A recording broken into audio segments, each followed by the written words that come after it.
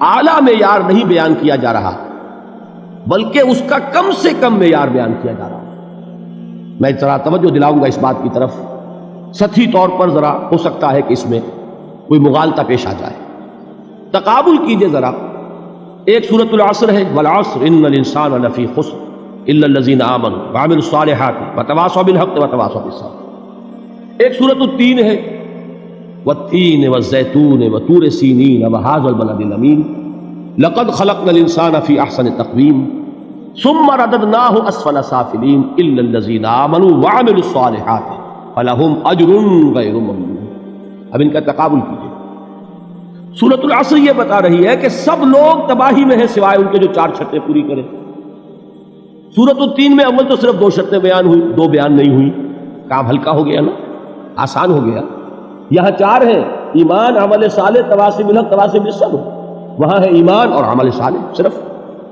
Number 2 یہ کہ وہاں فرمایا گیا فلہم اجر غیر ممنون، ان کے لیے تو بہت بڑا اجر ہے جس کا سلسلہ کبھی منقطع نہیں ہوگا. اور یہاں کہا جا رہا ہے وہ کامیابی ناکامی سے بچ جائیں گے. مستثنا ہے کس سے؟ ان الانسان لفی خسر. یہ بالکل ایسے ہی ہے جیسے کہ کسی کو آپ بچے کو، طالب علم کو کہیں محنت کرو، کوشش کرو، فرسٹ ڈویژن میں پاس ہو جاؤ گے، اور کسی سے آپ یہ کہیں کہ محنت کرو، کوشش کرو ورنہ فیل ہو جاؤ گے. اب ان دونوں کے درمیان جو فرق ہے وہی فرق ہے سورۃ التین میں اور سورۃ العصر. سورۃ العصر ناکامی سے استثناء کو بیان کر رہی ہے اور وہاں 4 شرطیں ہیں، اور سورۃ التین یہ اعلیٰ درجات کا بیان ہو رہا ہے اور 2 شرطیں ہیں. اس کو قرآن مجید کی اصطلاحات سے بھی اللہ کرے کہ آپ واقف ہو جائیں. ایک کو ہم کہیں گے کہ ایک پر انذار کا رنگ ہے اور دوسرے پر تبشیر کا رنگ ہے. یہ 2 الفاظ بارہا آپ نے پڑھے ہوں گے. سورہ بنی اسرائیل میں فرمایا حضور سے مخاطب ہو کر وما ارسلناک الا مبشرا ونذیرا، اے نبی ہم نے نہیں بھیجا آپ کو مگر بشارت دینے والا اور خبردار کرنے والا بنا کر.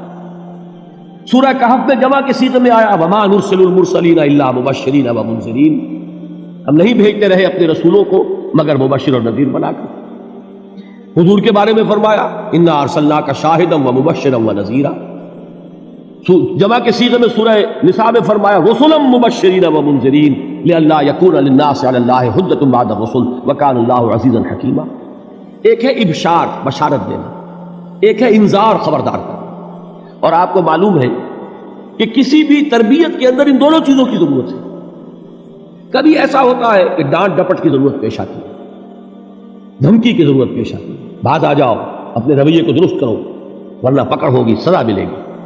کبھی آپ شاباش دیتے ہیں، ہمت کرو، گھبراؤ نہیں، تمہارے اندر صلاحیت ہے، مایوس نہ ہو، ہمت تمہاری کیوں جواب دے رہی ہے، تم بڑے ذہین ہو، محنت کرو، بڑے اعلیٰ درجات ملیں گے.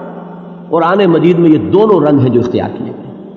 ایک تبشیر کا رنگ ہے، ایک انذار کا رنگ ہے. سورۃ العصر میں انذار کا رنگ ہے، خبردار، تمام انسان ہلاکت اور بربادی کا نوالا بننے والے ہیں سوائے ان کے جو 4 شرطیں پوری کریں. الا الذین آمنوا وعملوا الصالحات وتواصوا بالحق وتواصوا بالصبر. تو معلوم یہ ہوا کہ یہ کامیابی کے جو منیمم پری ریکویزٹس ہیں، مجھے کہا گیا کہ انگریزی کے الفاظ کا فوراً ترجمہ کر دیا کرو، اور میں کر دیتا ہوں. اصل میں مغالطہ آپ کو یہ ہوتا ہے میں ترجمہ کہہ کے نہیں کرتا، لیکن اس کے بعد میں فوراً اردو کا مترادف جو ہے وہ لے آتا ہوں. لیکن میں یہ اس لیے استعمال کرتا ہوں انگریزی اصطلاحات، جیسا کہ میں نے عرض کیا تھا کہ میرے اصل مخاطب ہیں جدید تعلیم یافتہ لوگ، اور جدید تعلیم یافتہ لوگوں کے کمیونیکیشن جو ہے، ابلاغ، وہ ان انگریزی اصطلاحات کے ذریعے سے زیادہ بہتر اور صحیح تر ہوتا ہے، ورنہ وہ بات سمجھیں گے نہیں. اسی لفظ ابلاغ کو وہ نہیں سمجھیں گے اور کمیونیکیشن کو سمجھ لیں گے.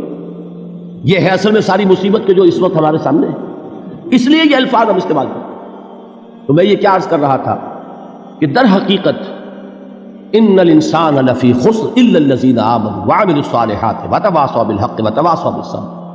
یہ منیمم پری ریکویزٹس ہیں، کم سے کم لوازم ہیں نجات کے. ان سے کم تر پر نجات کا کوئی سوال نہیں. اس لیے کہ قسم کھا کر اللہ فرما رہا ہے، زمانے کی قسم ہے، تمام انسان خسارے میں ہے سوائے ان کے جو 4 شرطیں پوری کریں. تو تیسری چیز ذہن میں یہ رکھیے، یہ 4 شرطیں لازم ہیں. یہ بہت اہم نکتہ ہے. ابھی ہم نے کسی لفظ کی گہرائی میں اتر کر نہیں دیکھا ہے، ابھی تو ہم سرسری طور پر تذکر بالقرآن کے مرحلے میں ہیں. پہلی بات کیا معلوم ہوئی؟ اس میں کامیابی اور ناکامی کا ایک معیار سامنے آیا. ٹھیک. نمبر 2، یہ کامیابی کے کم سے کم شرائط کا بیان ہے، منیمم ریکوائرمنٹس. میں نے ایک مرتبہ ایچ کالج لاہور میں جب تقریر کی سورۃ العصر پر، تو طلباء کے ذہن کی مناسبت کے اعتبار سے کہا کہ بھائی یہ فرسٹ ڈویژن کا بیان نہیں ہے، یہ تھرڈ ڈویژن میں کامیابی کا بیان ہے، اس سے کم تر پر فیلیور ہے. اس لیے کہ فرمایا گیا والعصر ان الانسان لفی خسر الا الذین آمنوا وعملوا الصالحات وتواصوا بالحق وتواصوا بالصبر. اسی کو میں نے اس وقت آپ کے سامنے رکھا کہ اس پر انذار کا رنگ ہے، خبردار کرنے کا انداز ہے، زجر کا، ڈانٹ ڈپٹ کا انداز ہے کہ اگر کامیابی چاہتے ہو تو یہ 4 شرطیں پوری کرنی ہیں. اب تیسری بات جو عرض کر رہا ہوں یہ اہم ترین ہے کہ یہ 4 شرطیں لازم ہیں. اگر اللہ تعالیٰ نے کامیابی کے لیے 4 شرطیں بیان کی ہوں تو سوچئے کیا مجھے یہ اختیار ہے کہ ان میں سے 1 کم کر دوں، 2 کم کر دوں، 3 کم کر دوں؟